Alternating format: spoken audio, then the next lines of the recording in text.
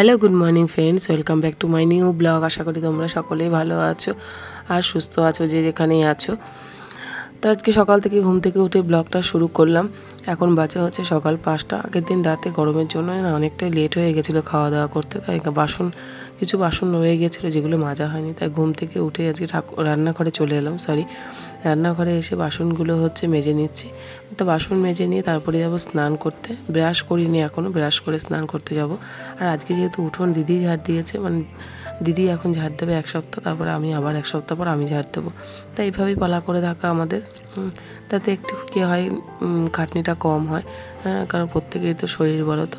তাই 1 সপ্তাহ আমি দিই, 1 সপ্তাহ দিদি দেয়। তাই সেই মতো আমি আজকে সকালবেলা কিছু কাচাকুচিও করবো। তাই এগুলো করে নিয়ে তারপরে স্নান করে নিয়ে বাকি কাজগুলো সারবো। তো সকালবেলা ঘুম থেকে উঠে একটাই কারণ, যে যত সকালে ঘুম থেকে উঠতে পারবো তত সকালেই হচ্ছে কাজগুলো শেষ করতে পারবো।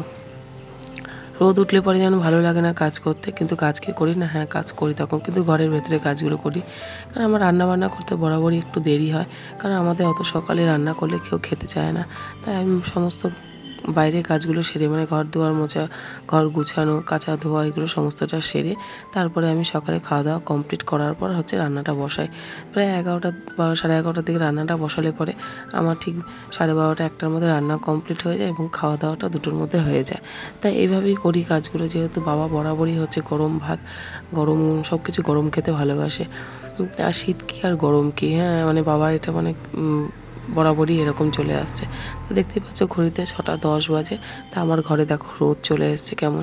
এই রোদটা যদি শীতকালে আসতো কতই না ভালো লাগতো, কিন্তু না, ঘুম থেকে উঠেই হচ্ছে এই রোদটা ঘরে চলে আসে। আর এই রোদটা একদম ভালো লাগে না। এখনও সকালবেলা যাও ভালো লাগছে, এরপর তো আরও ভালো লাগবে না।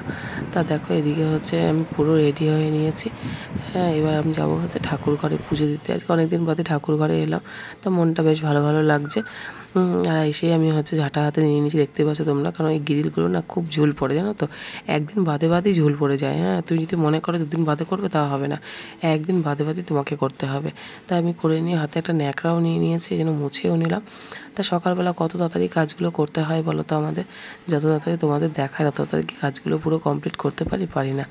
তা 2-1জন স্টুডেন্ট চলে এসছে, বে টাইম ছাড়াই চলে আসে, জানো তো। ওদের টাইম থাকে 7টায় দেওয়া, ওরা কী করবে ওই 6টা 10, 15 কি 20 এরকম টাইমে চলে আসবে। তাই এসে ওরা কী করে, পড়াগুলো রেডি করতে থাকে। অনেকেই ভাবে যে টাইমের আগেই দিদিমণি আমার কথা বলে যে আমি একটু দেরি করে বসি, কিন্তু না, আমি আমার টাইম মতোই বসি। আমার টাইম 7টায় বসি, কিন্তু ওই যে বাচ্চারা চলে আসে আগে থেকেই সকাল সকাল। তা বেশ ওরা বলে যে আমরা এসে পড়াগুলো রেডি করতে থাকি। বললাম বেশ ঠিক আছে, আমার তো কোনো অসুবিধা নেই ওরা যদি চলে আসে। তা ঘরটা তখন ঝাড়ফাট দিয়ে নিলাম ভালো করে, কারণ মা তো ভালো করে ঝাড় দিতে পারে না। কারণ হচ্ছে মা আনাচে কানাচে অত ভালো করে পারে না, বেশি হেড হতেও পারে না। তা আমি এদিকে মুছে কুচে নিয়ে সব সরিয়ে নড়িয়ে মুছে নিলাম, নিয়ে তারপরে হচ্ছে পুজোটাও সেরে নেবো এবার। তা ঘর দুয়ার মোছা কমপ্লিট করে পুজো করে নিয়ে তারপরে বসবো হচ্ছে পড়াতে।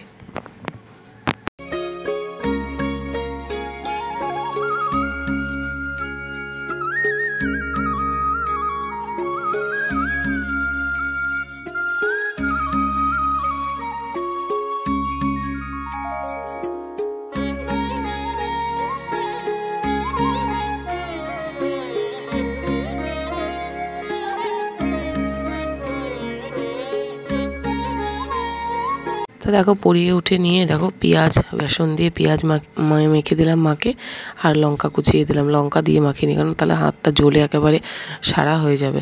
তা বাবা সকালবেলা বললো যে ভিজে ভাত আছে নাকি, তা আগের দিন রাতে ভাত রান্না করেছিল, সেই ভাতই ছিল। তো বাবা বললো যে তাহলে পেঁয়াজি ভাজো, জল ঢেলে ভাত খাবো সকালবেলা। তা সেই মতো হচ্ছে পেঁয়াজি ভাজার জন্য মাকে পেঁয়াজ বানিয়ে দিলাম, সমস্তটা রেডি করে দিলাম। এদিকে উচ্ছে ভাজা হবে, আর বাবা মাছও নিয়ে এসছে, আমের টক তো হবেই। আর এদিকে দেখো ছেলে বলছে আমি ভাত খাবো না। এই ম্যাগিটাকে দেখো কেমন গুঁড়ো গুঁড়ো করেছে, মনে হচ্ছে যেন চাল ভাজা। তাতে বাবা দেখো 2 রকম মাছ নিয়ে এসছে, এগুলো হচ্ছে সোনাখড়কি মাছ, আর হচ্ছে তোমার পাবদা মাছ নিয়ে এসছে। আর সকালবেলা পেঁয়াজি খাওয়ার পরে 4টে পেঁয়াজি ছিল, আমি এখনও খাইনি। তা হচ্ছে তোমার, আমি তো আর ভাত খাই না, দেখি কী খাবো।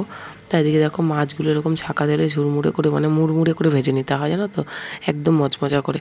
তাই এদিকে পাবদা মাছগুলো দিয়ে দিলাম। তো পাবদা মাছগুলো এত ফোটে, আর হচ্ছে একটু কমিয়ে দিয়েছিলাম। তা পাবদা মাছ তেলে দিয়ে আমি এদিকে বাটিতে হচ্ছে চিড়ে ভাজা আর পেঁয়াজি নিয়ে নিলাম। তা আমি যেহেতু জানো তোমরা যে ভাত খাই না, তার জন্য আমি চিড়ে ভাজা আর পেঁয়াজিটাই খেয়ে নিলাম, বাটি করে নিলাম আর সাথে চামচ নিয়ে নিলাম। কারণ খেতে খেতে বারবার করে হাত ধুতে হবে, এঁটো হাত ধুয়ে আবার রান্নার দিকে আসতে হবে। তা ওই জন্য আমি বারবার করে হচ্ছে চামচেই খাচ্ছিলাম। তারপর রান্না বসিয়ে দিয়ে দেখো কিছু বাসন ছিল, সেগুলো মেজে নিলাম। তাই এই তোয়ালেটা পেতে নিয়েছি, এখন ওই জায়গাটা না পুরো অনেকটাই দাগ হয়ে গেছে। তা দিদি বলল যে তোয়ালে একটা পেতে নিও, তাহলে জলের দাগটা আর বসবে না। তা আগের দিন হচ্ছে একটু ভীম জেল দিয়ে আর কসবাইট দিয়ে ডোলে তুলে দিয়েছিলাম ঘষে। তা এদিকে দেখো রান্নাটা বসিয়ে দিয়েছি, মাছ ভাজা তো কমপ্লিট। আর চুনো মাছটা ওটা হচ্ছে সোনাখড়কি মাছ, যেটা আলু দিয়ে বেগুন দিয়ে পুরো গা মাখা করে রান্না করবো। এর আগেও তোমাদের সাথে এই রেসিপিটা আমি শেয়ার করেছি। তা বাবা হচ্ছে এই মাছটা আগে কোনো দিন খায়নি, দিদির বাড়িতে খেয়ে এসেছিলো। তারপরে আমাদের এখানে পাওয়া যায় না ছোটো মাছ ধরতে গেলে, টাউনের দিকে যেমন পয়সা হলে সবটাই পাওয়া যায়, কিন্তু এই গ্রামের দিকে না মাছটা তুমি ঠিক মতো পাবেই না। তা মাছ সেজন্য খুব একটা ভালো লাগে না।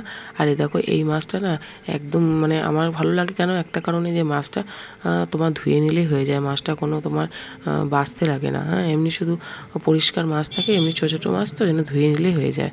আর বাটা মাছ বলছি, কারণ পাবদা মাছটা দেখো আমি ভেজে নিয়েছি, আর পাবদা মাছটা হচ্ছে সর্ষে পোস্ত দিয়ে রান্না করেছিলাম। তা বাবা বলেছিল যে কাটা মাছ এনে দেওয়া, না কাটা মাছ না এনে ভালোই করেছেন, একবেলার জন্য পাবদা মাছ আর হচ্ছে চুনো মাছ নিয়ে এসেছিলো, উস্তে ভাজা করেছে, আমের টক করেছে, আজকে আর ডাল করিনি। তা রাতের বেলা দেখো বেগনি ভেজে নিলাম, যেহেতু একবেলার মাছ ছিল, রাতের বেলা কী দিয়ে খাওয়া হবে, রাতের বেলা হচ্ছে বেগনি ভাজা।